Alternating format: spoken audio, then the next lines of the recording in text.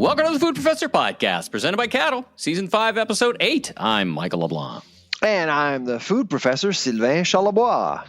Our special guest this week, recorded live in Montreal at the SIAL Food Innovation Show, is Zeeshan Fazal, Regional Director and Agrifood Expert at Export Development Canada, EDC. You might know their initials better. Their role is to help Canadian companies sell beyond Canada's borders, a very apropos interview for some of the content we're going to be talking about today, including into the U.S., expand markets. And he's going to tell us all about EDC and what they did. It was a great interview because I really didn't have a good understanding of what EDC did. And Zeeshan does a great job of unpacking that for us.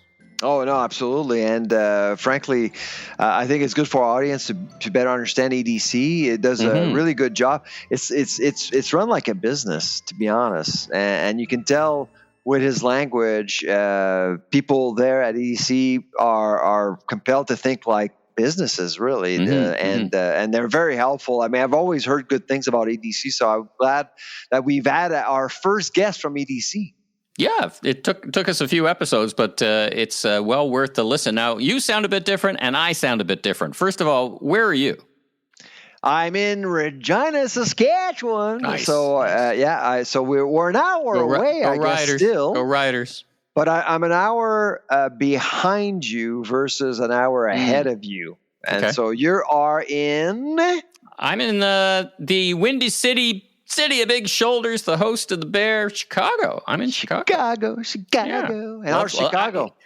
Listen, I haven't been to Chicago in like over a decade, and it's a big, bustling city. And of course, it's a huge city for food service and restaurants, one of the most competitive restaurant scenes in North America. Chicago. For those of you who are fans of the Bear, of course, it takes place in Chicago, and one of the restaurants gets a big focus ever, which is just spectacular. Steve Dennis and I from Remarkable Retail were here at Shop Talk Fall, which is an e-com digital retail conference brought to our friends at Bamboozer from Europe have sponsored us to do some pod interviewing here. And last night, Steve and I went to El Che. If you're ever in Chicago, you got to go to El Che. Oh my God, that's good. What's going on at El Che? It's a kind of an Argentinian, not kind of, it's an Argentinian themed live fire grill. I had these, it's mostly a steakhouse, but I had grilled oysters and I had this provolone cheese that they put on the grill. And it kind of got a melt. It doesn't sound appetizing just as a big block of provolone cheese, but they put these fried onions on it and with some, oh my God, it was delicious. Anyway, recommendation, anybody in Chicago, it's not the cheapest restaurant in the city. It's not the most expensive, but the quality is I hear that about you. You like expensive restaurants. Especially when someone else pays the bill. It's a write-off. It's just all a write-off. It's a write-off.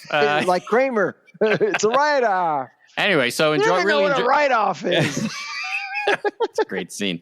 Really enjoy it from Schitt's Creek, if anybody's wondering. And if anybody's in Chicago, we're here for a couple of days, so we're having a great time.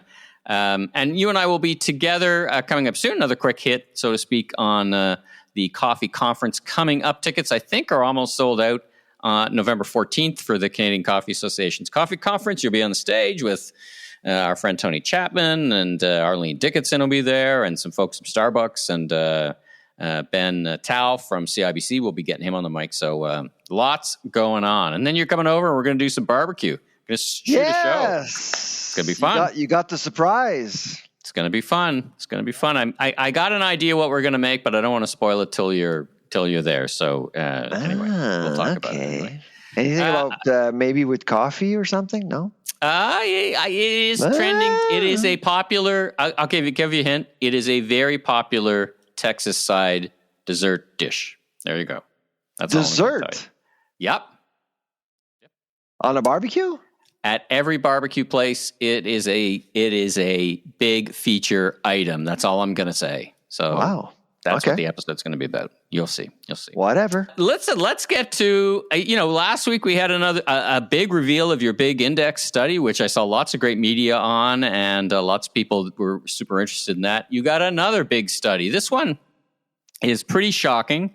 You were curious about, both from an academic level and as a citizen, about milk and milk dumping. We've been talking about milk dumping for many, many years on this podcast in the managed dairy and supply management. And, there was this post last year, this farmer dumping milk, and you said, what happened? How much is it got you thinking, I wonder if we could figure out how much milk is being dumped in this country for the sake of supply management. So you published a study. Tell us all about it. Yeah, so I just spoke with a reporter from the Globe and Mail, and explained to him why we did this study. And it was really it was more circumstantial than anything. So our friend Jerry, the dairy farmer of Ontario, films himself dumping 30,000 liters of milk. That was in February of 2023. We haven't heard from him since. He was disappeared after that. Yeah, and I was expecting that for sure. But after that, I got contacted by two scholars, Ben Goldstein, who's now with the University of Michigan, and Thomas Elliott, who's actually in Denmark now. And they asked me, well, Sylvain, you seem to know supply management. I think we should do a study on on-farm milk waste. And I said, well, good luck with that, because there's just no data. The Dairy Farmers of Canada will never share anything. And then they said, well, I think we can figure something out. And then we met in Montreal for coffee, and basically designed the survey for us three.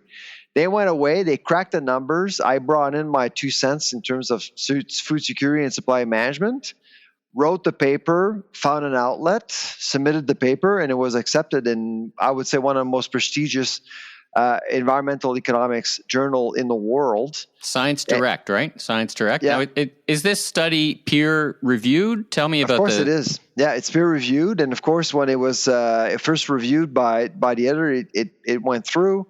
Then got reviewed. We make sure, and it got accepted with conditions. Made some adjustments, and then it came out actually online on October 5th. But I didn't say it to anybody. It's not like you actually look for milk dumping studies, and so I basically informed the Globe and a French newspaper.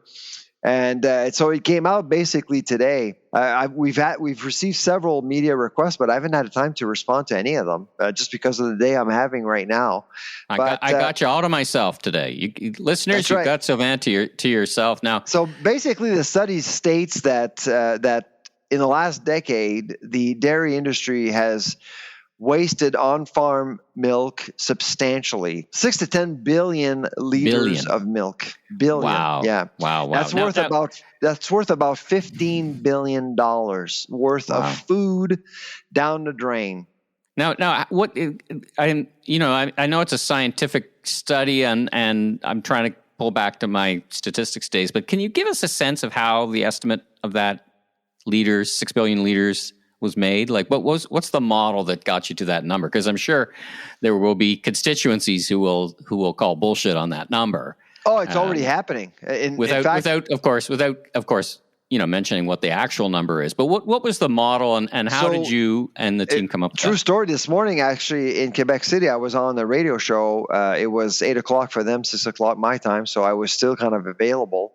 Even before I went on air, the station already was getting text messages from dairy farmers saying that Charlevoix is full of it, even before the interview. They've never read the paper.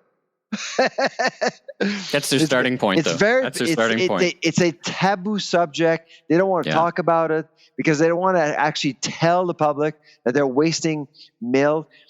Given higher food prices, people will say, well, if we're dumping 10 billion liters of milk, why is milk so expensive in Canada? Why are dairy products so expensive? And so that's why they don't want to talk about it. They don't disclose anything. So we're disclosing the problem. It's a chronic problem. Now, generating surpluses is not unusual. I mean, I think we all should expect cows not to be robots. Cows will overproduce. That's okay. What is not okay is that we don't have a strategy for it. You've talked about on the podcast before, there are technical strategies like making it into a milk protein or whatever. So there are some technical things that can be done with this. Make milk dumping illegal, forcing the industry to do something about it. And two, mandate the CDC, the Canadian Dairy Commission, to manage surpluses like they're doing with butter. We have a strategic reserve for butter in Canada. Why not for powdered milk? Maple syrup too, right? Now, let's get back to the process here, to the methodology. How did we get to that number? Now, for the layman, like I'm sure there's a lot of technical stuff, but just for the layman, myself listening, how did that number come to? How did you get to that number? So basically, we look at essentially it's a material flow sort of a methodology. We just go by deduction. So we look at the amount of milk produced minus so there's milk produced and there's milk sold to processors. So one would think that, wow, well, that's pretty easy to get. You can subtract both, and then you'll end up knowing how much milk is not getting to processors. But you got calves there. You got quality assurance issues as well. A lot of milk is actually eliminated from the food chain because cows were administered not hormones, but antibiotics, for example. And so those are the kinds of things you need to consider as part of the analysis. So we bring in a bunch of factors that would reduce the amount of milk, wholesome milk that would be discarded. And that's how we came up with the number. And of course, if you look at the graph, things are actually improving. And this is something we need to underscore here. There were many years from, I'd say, 2013 to 2017, it was pretty bad. I mean, but farmers are getting better at minimizing waste because of robotics, because of the fact that cows actually get milk when they want. And that optimizes operations. What we're arguing, because of supply management, is that we shouldn't be expecting surpluses at all. Like we didn't, or dumping at all. We need a strategy, which is not what they have in America. In the United States, where you are today, they don't have supply management. They don't have a federally coordinated system like supply management. So we have the luxury of having one, and that's why I think Canadians shouldn't be tolerating any of it. So from an environmental perspective, the amount of milk being dumped is similar to adding an extra 350,000 cars to the grid every single year. Now, you touched on a little bit in the context of other nations, whether it's Europe or Asia or America. What's their process? Is it market driven? In other words, we're going to make just as much as needed by the market. And then, if you could speak to some of the benefits of supply management, why do we do this, and what does it help with? Well, supply management basically is there to produce what we need, essentially. Okay. That's the quota system, and it's managed by provinces. And the CDC will actually figure out a fair price for the work for farmers, so they're properly compensated. That's basically how it works. Okay. And so theoretically, you're not supposed to be seeing surpluses, but you do. And every time there's a Jerry filming himself dumping 30,000 liters of milk, dairy farmers are quick to say that this particular individual is incompetent. It's an exception. It doesn't happen. But the study basically that we're releasing today shows beyond reasonable doubt that this is not a temporary problem. This is chronic. It happens all the time. I used to work on dairy farms when I was a kid. We were dumping then. And I don't think things have changed since. And a lot of dairy farmers have actually come forward recently to me saying that you're onto something. I mean, dumping is a problem and we shouldn't tolerate it. So I guess there's two strategies to deal with that. One is make less milk, so less cows, and two is find a better purpose for excess milk, which you've talked about turning it into proteins and other things. Am I getting that right? I mean, are those the two recommendations coming out of the paper?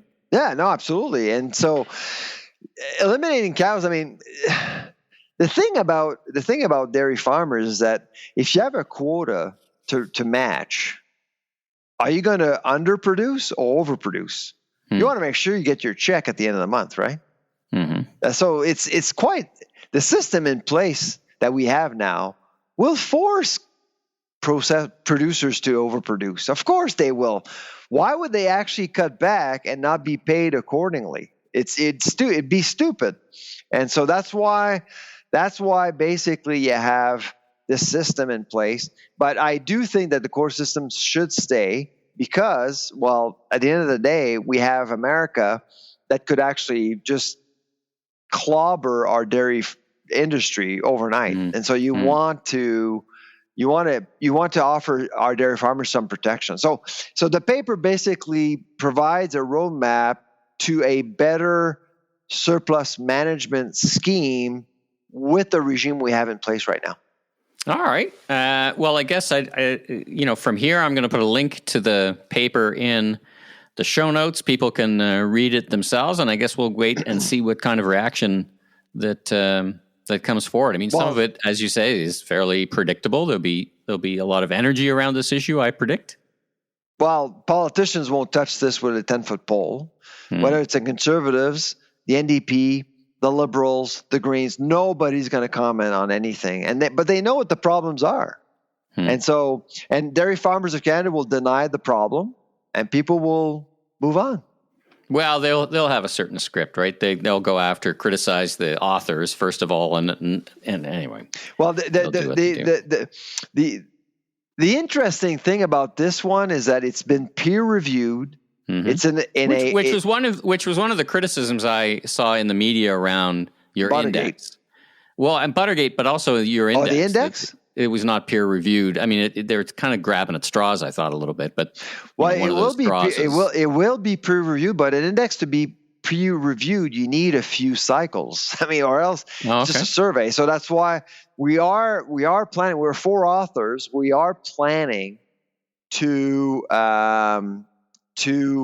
actually get the index published eventually, of course. But there's no point for us to actually go out there and get it published because it's not saying anything, really. It's not an index. It's just it gives us the index that we published last week is the baseline. Okay. And that's it. And no editor is interested in publishing a baseline. All right. And then the other interesting part is that I'm the only Canadian involved here, which is interesting. Because typically you would see probably the Fraser Institute bashing all over supply management, but they're Canadian, right? This time around, I mean, numbers were all crunched by non-Canadians. They couldn't care less about supply management. They didn't even know that supply management exists.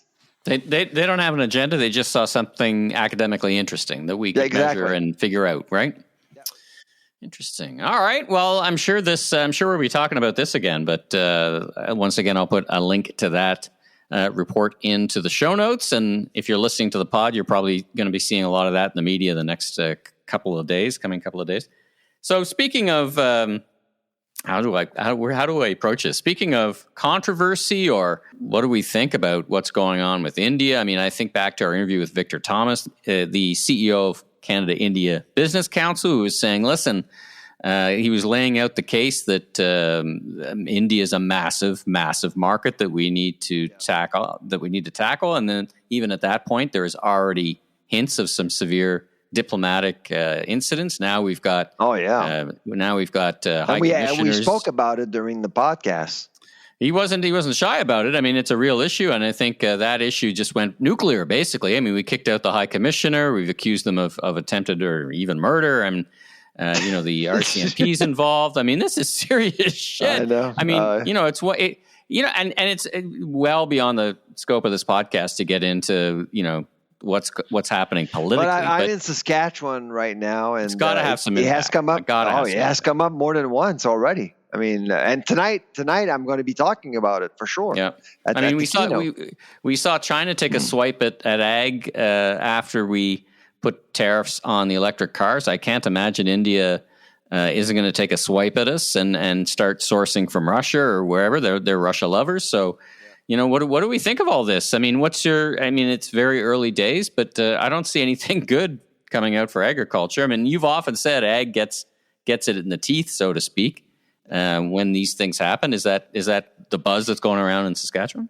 Oh yeah, no, absolutely. And it will continue to be honest. And I must say I am concerned about some of these issues, and I'm not blaming the Trudeau government, because I suspect that it could have happened with another government in place. But I think it's indicative to a much more complicated world out there. It's going to get more complicated, and we need to be ready. The blame game is no use, and I think a lot of people are waiting for the American election to end, so we have a better sense of the tone that will be coming out of Washington, and typically what goes on in Washington will impact the rest of the globe. And so I think a lot of people are uneasy about what's happening in America, where you are today. Well, actually, Trump just left Chicago. He had a disastrous, under any definition, whether you like him or not, disastrous interview with the Chicago Board of Economics or whatever, and it was a disaster. And they of course were asking him about tariffs and things like that. I guess the challenge is, and again, it's good that we got the EDC representatives on. Is Canada has been kind of tucked under the umbrella, with the big brother of America in these big political challenges. But I'm starting to feel, particularly if Trump gets in, that we'll be really on our own, and I'm not sure we're prepared for that. Well, no. We weren't prepared last time, and this time around, I think we'll figure it out. I think the whole world hopes for a Harris government, to be honest. Well, not 75 million Americans, my friend. At a minimum, that's how many people are going to vote for Mr. Trump. So I think there's a lot of people. Is 75 million enough?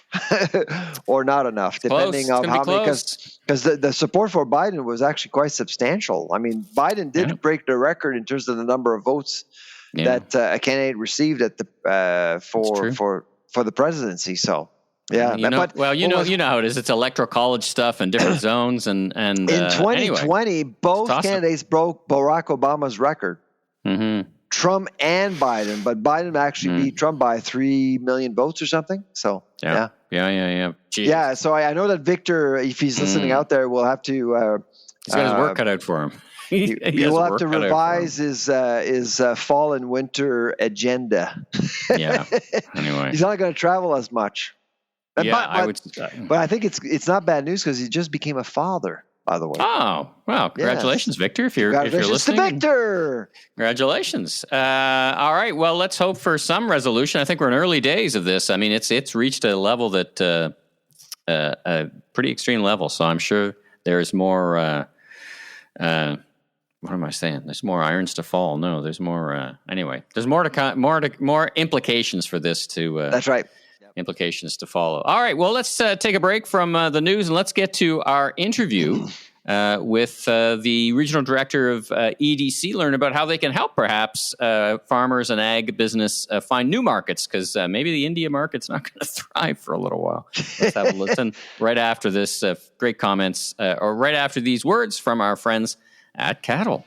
Ever feel like the world of ratings and reviews needed a superhero? Well, enter Caddle, the caped crusader with Canada's largest, most diverse, and daily active consumer panels. That's right, Caddle is not your average podcast sponsor. They're like that cool friend who always knows the hottest trends. They are the voice of the consumer, after all. So why choose Caddle? Because Caddle excels in consumer insights from your consumer world, also blazing trails in the realm of ratings and reviews, pioneering the future landscape of user-generated content. Beyond valuable syndicated receipt data, they stand as unparalleled collector of reviews at scale, irrespective of category or price point. A testament to their impact, partnerships with giants like Walmart, Canadian Tire, and more. Visit AskCaddle.com now for an exclusive The Food Professor podcast listener discount on your first review or research campaign today. That's AskCaddle.com. So welcome back. We're again at SIAL Montreal. This year it's been really busy. Third day now, and it's been really an interesting SIAL so far. But we have the pleasure this morning to host Zeeshan Fazal, Regional Director for the province of Quebec at Export Development Canada. Welcome. Thank you. Yeah, absolutely. It's a pleasure. I don't think we've never had someone from EDC before. No, it's first time. It's a great opportunity. It's one of those organizations that I think many businesses know of, but don't really know that much about your mandate and how you work. So it's a great opportunity for the folks in the sector to hear more. So let's start with EDC, and then after that with you. So let's start with, what is EDC? What does it do? So EDC, a hidden gem is what I would call it, right? Not a lot of people know about EDC, to be quite honest with you, and those that do know a bit about EDC, they tag us with something very, very specific. So let's start off saying EDC, there's one purpose, and our purpose is essentially to make Canada and the world better through trade. How do we do it? That's our mission, right? And we want to make sure Canada is known across the world, and we are a big exporting country. So we want to help develop trade. We want Canadian companies to export. That's why we're called Export Development Canada. And we do it through different lenses. Depending on what the companies are looking for, we can go anywhere from helping them learn about the foreign market, to understand the foreign market, assess if there's a need for their product in those markets, to essentially helping them understand the risks and the challenges of doing business in that market. And once they sign a contract, we're there to help them. We're there to help them grow. It could be through finances, could be through insurances, could be through multiple different facets. So EDC is we offer a wide range of solutions, right?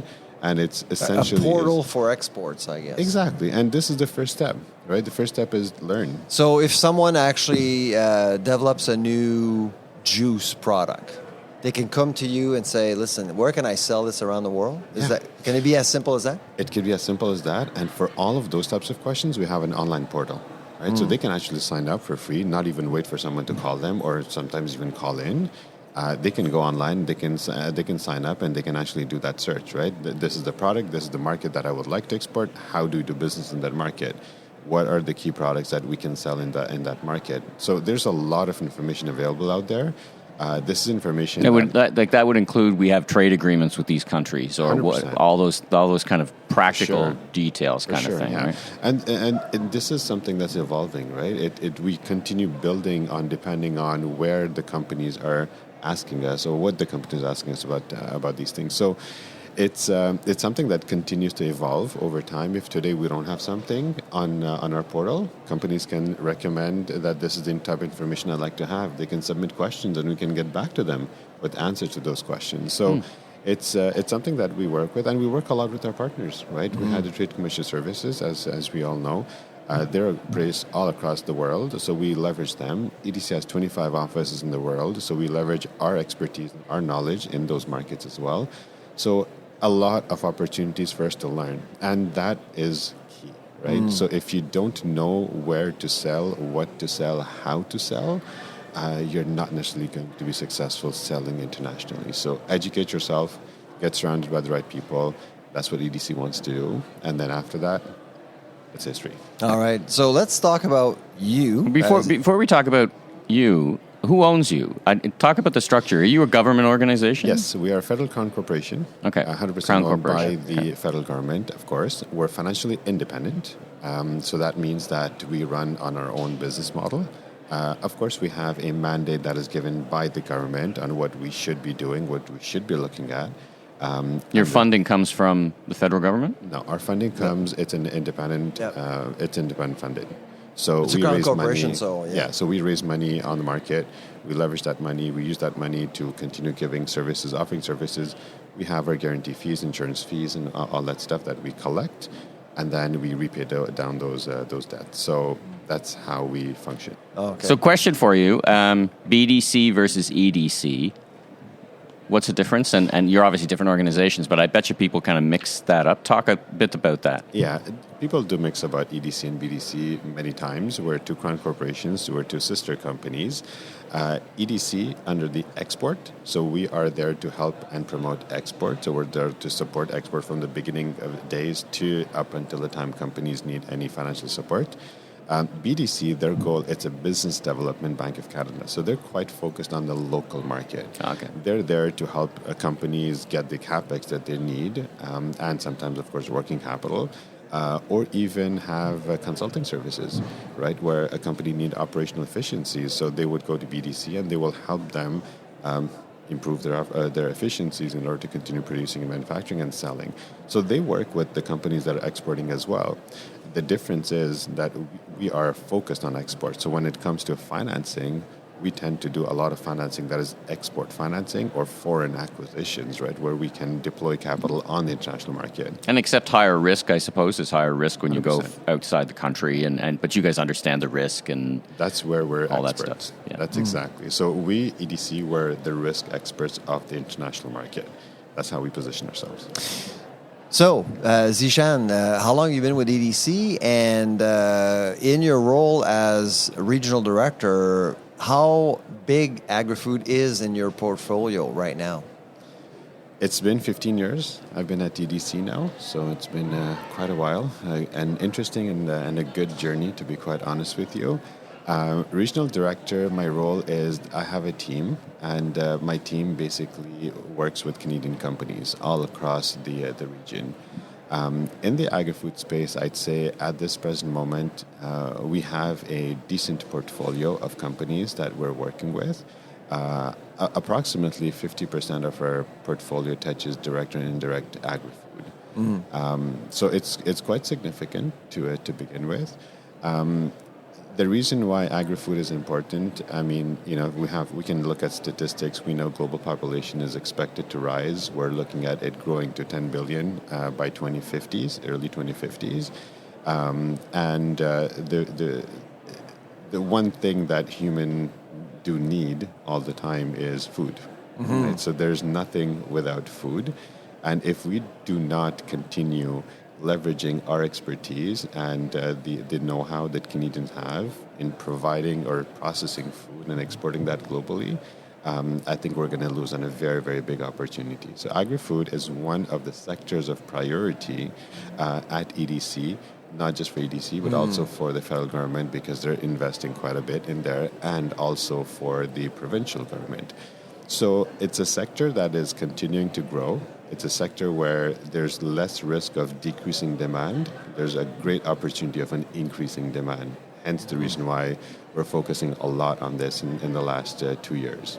It feels like the increase, I want to just follow that thread of the population, because I talk about this a lot. Like the population growth, as I was reading a UN report on it, projected out to 2090 or the next century, really looks like there's zero growth in China. In fact, it's going backwards. I've even seen projections that they're going to get down to like 750 million because they're in negative spiral.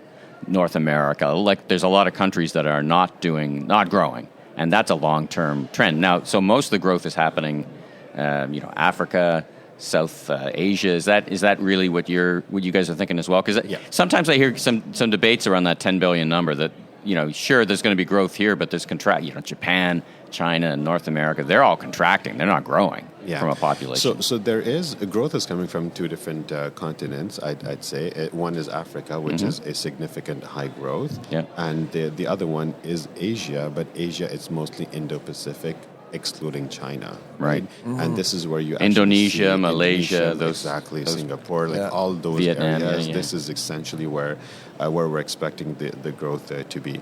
So there is growth that is coming up eventually, right, in Asia, but yes, it's not going to be China necessarily because they are in it. India is still growing India is still growing, and it is expected to continue growing as well. What we're looking at is it's Indo-Pacific is about 40 countries in total, right? 40 countries, it's about 4 billion people. And I think we have a trade agreement with many, ASEAN, but not all, but many. Many of these countries, exactly. There is an existing trade agreement, and there is higher interest in Canadian companies to export to these countries as well.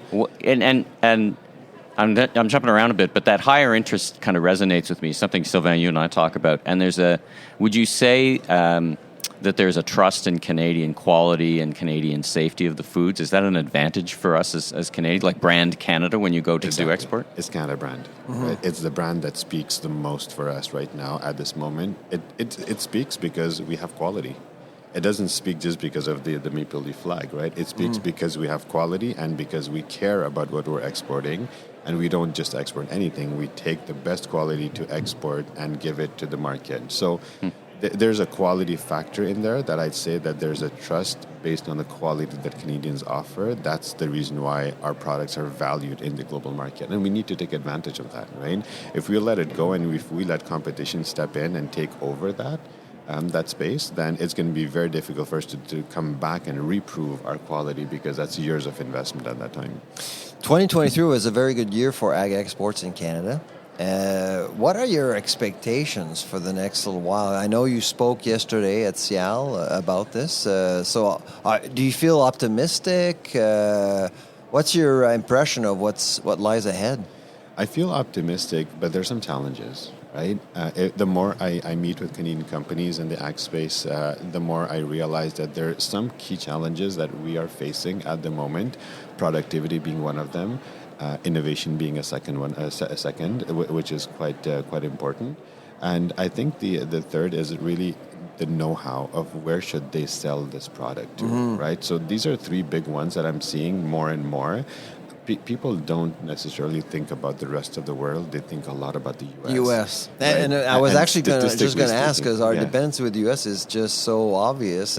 And you talk to, I went on a floor, spoke to many entrepreneurs, and you remember we had a few conversations in this booth the last couple of days, and the next step for them is the U.S. The next time is the U.S. Yeah.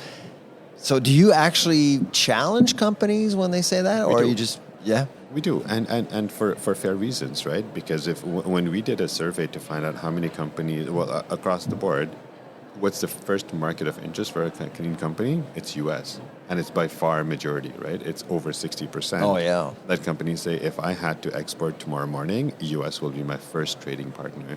So we do challenge them, because U.S. we're looking at 350 to 400 million of population. We're looking at 30 to 40 million in Canada. We're looking at 8 billion globally, right? And if you look at the food insecurity scales, there's a lot of food insecurity that is outside of North America, right? And outside of European countries. So most of your opportunities where people actually would want to buy your product is actually outside of the key markets that we are usually very comfortable exporting to. So we have to look at the food insecurity concept. It's very, very important, because that's going to drive where your product should be sold, right? You're using that as a proxy for opportunity, actually, right? Yeah, you're saying, listen, exactly. America's a big market, but very competitive, very crowded, lots of innovation happening there. I think always in North America more of Mexico when I think of opportunities. I think Mexico is on the rise. But again, the global opportunity is where there's less people kind of trying to get in, because they don't think of it as much. Like I was speaking to a grocer in Malaysia a couple of weeks ago, and very sophisticated and very smart. And I'm like, why aren't more people thinking about Malaysia? And she was like, yeah, right, because there's a great opportunity here, right? Yeah. And the other thing that you also have to look at is the middle class population, right? Because most of the Canadian products are targeted towards the middle class, and you want to really target where middle class is growing today, because there's more growth opportunities for you. If middle class is staying stable, the growth opportunities for you are going to be quite less. So middle class growth, if you look at Asia Pacific, it is the highest on the scale, right? And if you look at all the other continents, and that's including even Africa, it's quite stable. Right, so growth is actually happening in that region, and that's the reason why we talk more and more about Asia Pacific. It's already the Pacific. And we just opened a new office there. I mean, Ottawa did announce, I think it was 6 months ago, that we were opening up an office in that region to develop the market there. Is that really leveraging your work? It is quite a bit, because EDC ourselves, we've opened multiple offices in that region as well, right? If you look at our offices, we have Vietnam, we have Philippines, we have Tokyo, we have Seoul, we have Singapore, we have Jakarta in Indonesia, we have Australia, we have Mumbai. So we have a lot of offices, and recently many of these opened in the last 2 years as well. It's because of opportunities that we see that are coming out, and each one of these offices, the sole purpose of this office is essentially to bring us market intelligence, to connect us with the local partners, to see what the opportunities are, and to help Canadian companies penetrate those markets. So that's essentially what's happening at EDC, and this is across the board. Every federal corporation has an interest in going and bringing their companies to those markets. Well, it's been a great conversation. I got one last question for you, and that's, I guess, to sum it all up, it sounds like the first step in getting to know your organization is go to your website, edc.ca. Yeah. You got social media as well. Follow that social All media. over. Probably lots of learnings on there. Go, and you're thinking about exporting. I'm thinking you start and learn. And okay, so I've kind of assessed I want to do this. Maybe I'm on the SIAL trade show floor and they've met you and they're like, wow, this is really impressive. What's a typical next couple of steps? They pick up the phone or they send an email? Like what is just to kind of for a second chalk the field for anyone listening about how to go beyond just checking out your website? Yeah. So the best next steps is to engage with us, right? So yes, social media is there. Yes, our website is there, but don't hesitate to call us.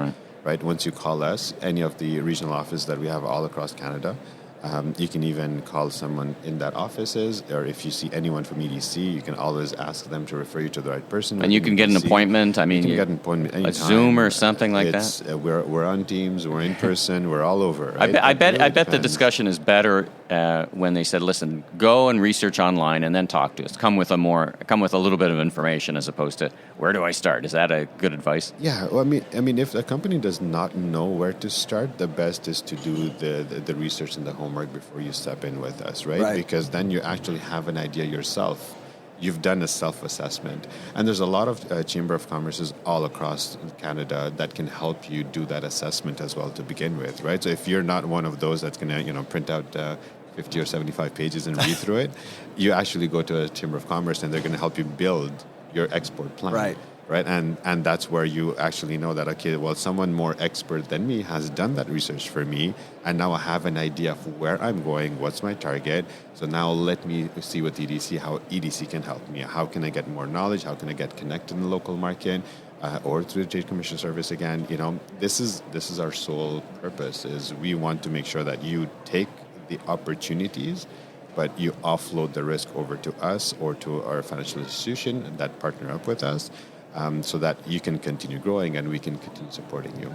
So next steps, honestly, is if you have an export plan ready, engage with us. Call us, have a chat with us, and if you're in market, we're going to go see you in market as well. We're going to do a nice plant tour if you have a plant. We're going to see what are the key opportunities that you have, and then from that point onwards, of course, we assess what we can do, how we can do it, and the next steps moving forward. Zeeshan Fazal, thank you so much for joining us. It was great. I mean, I think we should all feel positive about what's going on with Canadian products being exported overseas. We have a great brand. Let's take advantage of it. So thank you so much for joining us on the Food Preferences Podcast. My pleasure. It was a pleasure being here. Thank you very much. And if ever there's anything that the Canadian companies need, again, don't hesitate. That's our goal. That's our purpose. We would love to have a chat with you guys. Take care. Thank you. A couple of things left in the pod. Let's start about the CPI index. So CPI is often comes out and talks about inflation, the relative inflation.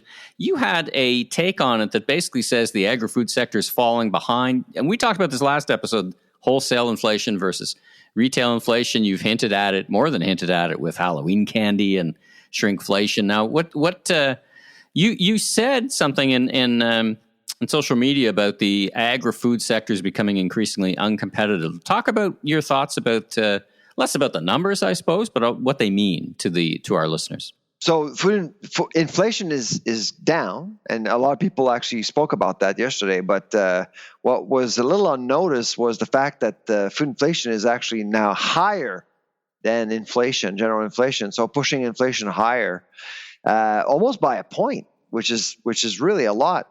And when you start breaking down all that inflation data, you're starting to notice patterns around what kind of food categories are pushing food inflation higher. And the categories that are pushing food inflation higher are dairy, eggs, meat, and vegetables in September. It's all domestic. My concern is that we imported our way out of a problem because of a stronger dollar, and energy costs were kept very low. And that's why inflation is at 1.6%, by the way. Energy costs are down. Gas was actually cheaper. Yep. Can you imagine if gas would have been more expensive and the currency would have tanked? We would have been in deep trouble. So the argument I made yesterday was simply this. This is an indication that our domestic market, our domestic productivity is a problem. We're not producing food efficiently. Wholesale prices are putting more pressure on retail prices. There's just no maneuver compared to the U.S. And so my concern is that really right now we're starting to see a pattern of a poor country, and so yeah, because I mean that's one thing that really I noticed, and I'm surprised that nobody else noticed, to be honest. Interesting. And are you at a point where it's a big issue to tackle. We've been tackling it over the years about the necessity for automation and versus temporary foreign workers in the food development and the lack of workers and all these things. Is this part of it? It is, and of course, we should probably bring up the climate issue and the climate tax that, people are realizing that it's buried into the cost of transportation of all those grains. Like, is this all coming together to make a more or less competitive agri-food sector? It's quite possible. I mean, is it policy driven? Is it driven by the lack of investments? I think it's all of the above. I think. Basically, the bottom line, it's becoming more and more obvious to me, is that our agri-food sector is becoming less and less competitive. And so we're basically giving our grocers an argument to import more. If you had, I'm not sure this is a fair question exactly, but if you had a magic wand, what 1 or 2 or 3 things would you do to help its competitiveness? I mean, we didn't get here overnight. We're not going to get out of this problem overnight, but where would you start? Well, it depends on the food category you look at. If you look at meat, for example, let's look at meat. Beef is there right now. There's divestment going on. A lot of people are leaving the industry. Inventories have been low for a while. I suspect they're going to continue to remain low. So I wouldn't do much with beef, but chicken is supply managed. Eggs are supply managed. Dairy is supply managed. Making sure that we have a strategy for 10 billion discarded liters would probably help. That'd be a pretty good place to start, I guess. Right there. There we go. Yeah, no, exactly. And those are some of the tweaks that you may want to consider at some point. With hog production, I'm actually meeting with the hog producers a couple of weeks in Saskatoon, and frankly, it's not clear in terms of what needs to be done, because are you going to subsidize that production forever? The issue of vegetables, of course, autonomy is a big deal. Producing more is never a bad idea. Yeah. There's actually some projects right here in Saskatchewan where they're going to start. They're going to start growing broccoli and onions and other types of products, which is great. So I think it's a case by case thing that you need to look at, sector by sector, almost. Yeah, and it boils down to autonomy, basically. Would you say that there's room for a national strategy that should be penned and pursued, like bring it all together and like? I think so. Absolutely, I think it's important that we actually have like a vision for the entire